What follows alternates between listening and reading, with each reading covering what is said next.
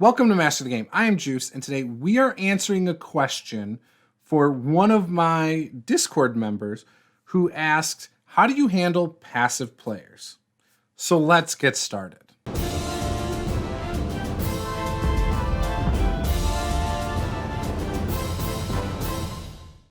I'm going to be reading a little bit here just so we get some context into what Mile High Mike over on Twitter is talking about.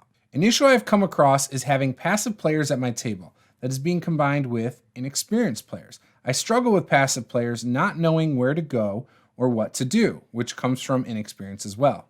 So instead of railroading them, things would drag because I didn't want to tell them what to do, but they didn't know what to do to find out stuff. Gridlock. Then it would get worse because as the DM, I would then describe more stuff and try to fill the time, but it didn't help because now the players just interact with the fluff. No progress gets made. Being the DM, I feel it's my responsibility to address and fix this at my table. My ideas for parts of the solution are these. You're having an issue with players who are passive. They're just sitting there. They're just waiting to be tugged along. So when I started running games a while back, I had multiple groups that were like this. And in part, you can say it's inexperience, but I think some people are just not comfortable speaking up. An example is in our Beckme game when we started, nobody, even though we all had experience, nobody wanted to take the reins and lead the horse, right?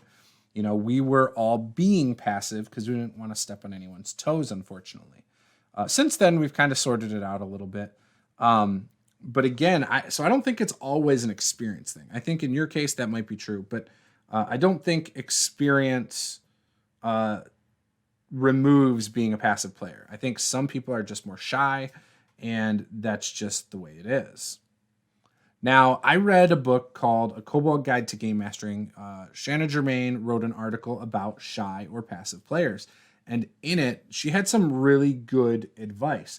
Some players just aren't comfortable talking in front of a group of people, no matter what. And they might be happy to just sit back and participate in small spurts here and there. And that's completely valid. I've known people like that. I think a lot of people in our hobby do want to get in the thick of it. And, you know, again, there's some people who are the complete opposite of being passive, and they just dive into it no matter what. And, you know, in those cases, very rare cases, they might be a spotlight hog because they do all the talking, all the investigating, all the decision making. So, you know, there's the extremes. You have the extremely passive players over here, and you have the go-getters all the way over here, right? Most players fall somewhere in the middle, somewhere. And sometimes people might be all over the place. I've been to both extremes before. I've been the player that's the decision maker, and I've been the passive player before. You know, and it depends on mood and other aspects.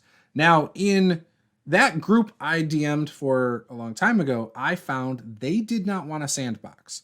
So the idea that all your games should be sandboxes, I think that advice comes from YouTubers, people who enjoy a certain style of game. And that is not the only way to play. I don't think that you should just say, well, that's what I saw in a YouTube video. I'm going to always do a sandbox. I don't think you should always do a sandbox. There is a time and place to railroad players.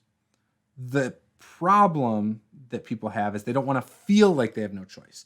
You have to give the illusion of choice. You do the illusion of choice in order to make the characters not feel like they're just going down this line. Again, with this, you can still let them veer off the path. Like, there's a set path.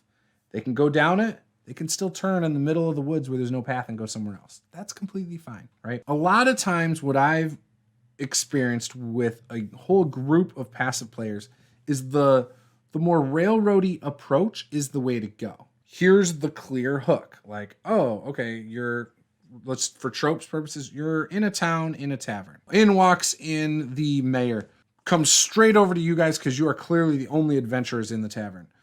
Oh my gosh, I'm so glad to see you guys here. Can you help us? Now what are the players going to do? They're going to say yes or no, right?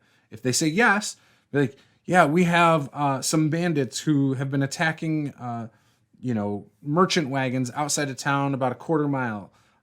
If you could look into this and possibly end the bandit thing, we'll happily reward you with coin, and there you go. The players now have a clear objective and they're off.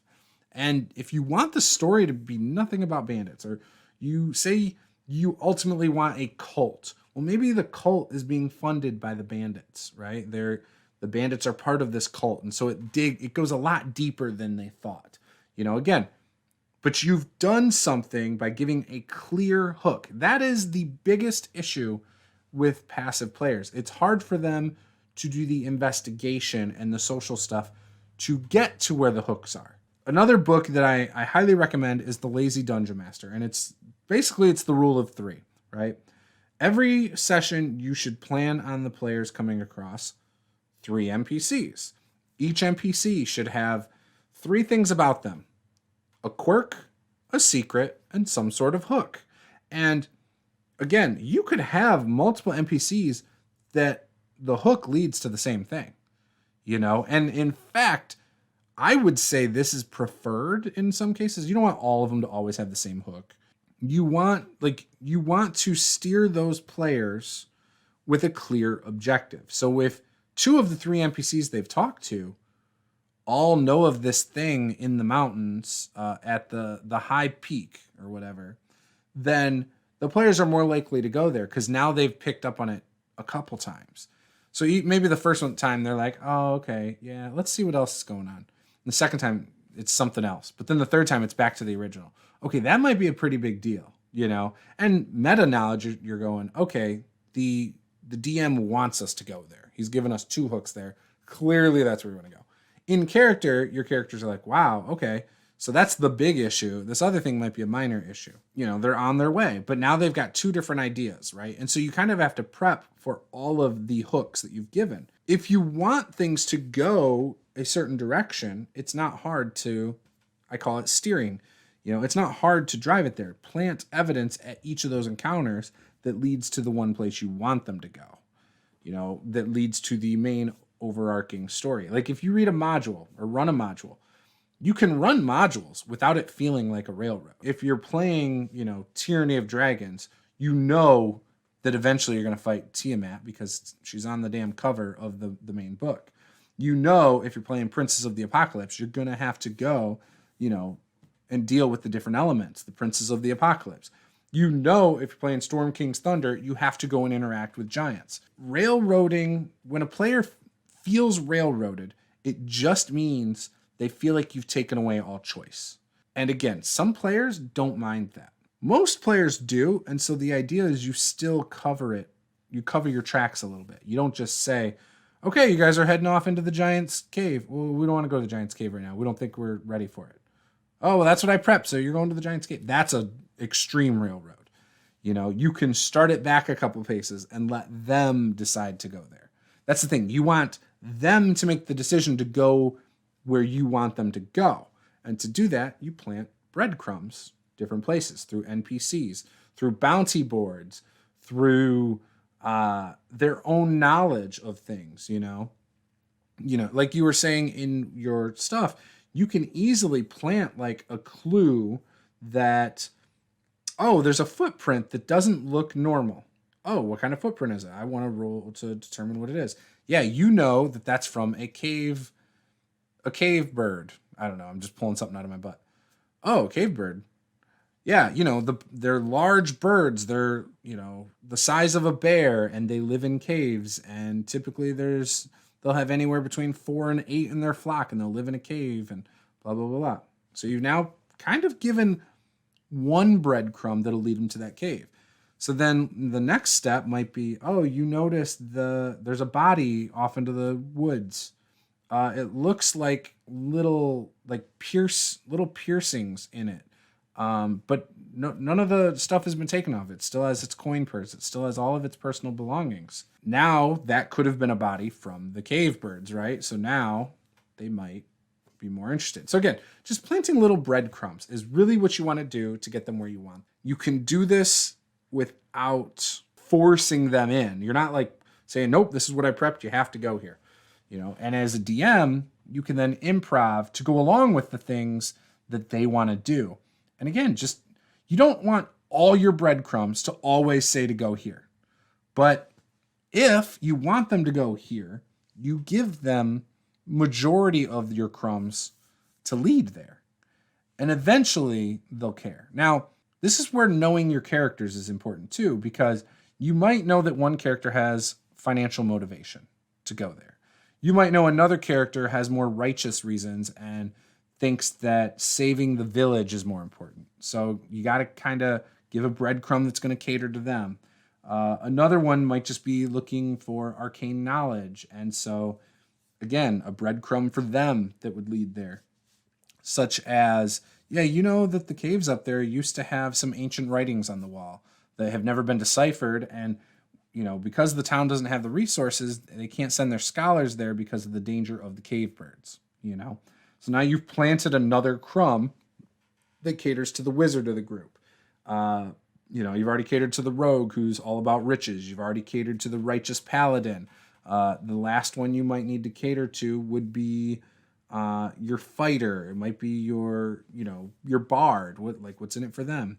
You know, again, you got to cater to them. Now, a lot of times a group is going to be fine with just the money. But occasionally you'll have that player at your group that is unique. They want their character to have a specific motivation. Sometimes they'll just go along with it because the rest of the group wants to. Again, so you might not need as many breadcrumbs, but that's all a group dynamic. Passive players, I don't think are as difficult to deal with. The hard part is sometimes with passive players, it feels like you're playing by yourself. Trying to pull role play out of them, pull social interactions out of them, pull any decision making out of them can be difficult. So this is how I do it within the story aspect of the game. Other things you can do is put them on the spot. Now, that article I mentioned before by Shannon Germain is, again, very good. It mentions, know if your players are just shy and don't like to talk in front of people. Because if you put someone on the spot who doesn't like to talk, you could make it a bad experience for them. Anxiety and things like that.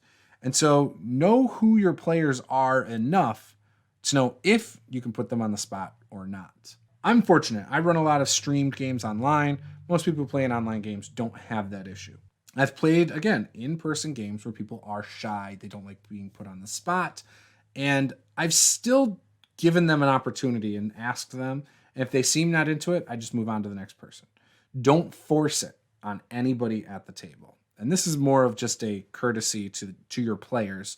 Ultimately, at the end of the day, if things are not going well and it's just not jiving and it's not fun because you feel like you're doing way too much hand-holding and way too much work, just talk to them. And again, if they are fine with that style game, but you're not, it might just be a bad fit. And, you know, you just might have to move on or decide that it's good enough. You're at least getting to roll some dice and hang out with your friends. So, you know, it comes down to you and your group. I hope this was helpful. I think, again, a lot of times the way to help passive players is to run a more, I hate using the word railroad because, again, it's not a railroad, but run a more linear experience rather than an open world where you are waiting to be reactionary. You can't be reactionary with passive players. You have to take some initiative as the dungeon master or game master to, again, give them breadcrumbs, you know, and it doesn't have to, like, they don't have to seek it out. Again, like my example where I had the mayor come in and say something. Maybe the bartender gets into some small talk with them and, you know, notices their weapons and says, oh, are you guys here to take on that excursion? Oh, what excursion? And, you know, elaborate on it. You could do a lot without relying. Again, your players are not like the normal people in the town. They've got weapons. They've got big packs and gear. They stand out. It's like if you were at a restaurant and like 6 people from the military walked in, everybody's going to notice you had 6 soldiers walk in. Have people react to them accordingly. And you can push things along without it feeling forced then. And that's the trick. If you can do it without it feeling like you're forcing stuff on them with no choice. Because even after they got the hook in the tavern, they don't have to go. They could sit there. They could stay the night at the tavern. They can go shopping. Hell, they could just be like, yeah, I'm not interested in doing that. Let's go to the next town. Hey, let's go to a bigger city. They can do whatever they want. and that's okay. So those are just some of my tips for dealing with passive players. Now, I would love to know, if you've had issues with passive players before, how you handled it. If you think these are good tips, maybe you have more tips, post those in the comments below. If you have your own questions that you would like me to answer and give some tips on how I would handle it, feel free again, post it below. You can join our Discord, Ask in the Tabletop RPG channel. And, we've got some wonderful people there who will do their best to help you as well. And, maybe I'll do a video on it. If this is your first time here, be sure to smash that subscribe button. Give us a like, and we'll see you guys next time. This was Master the Game. I am Juice. Game on.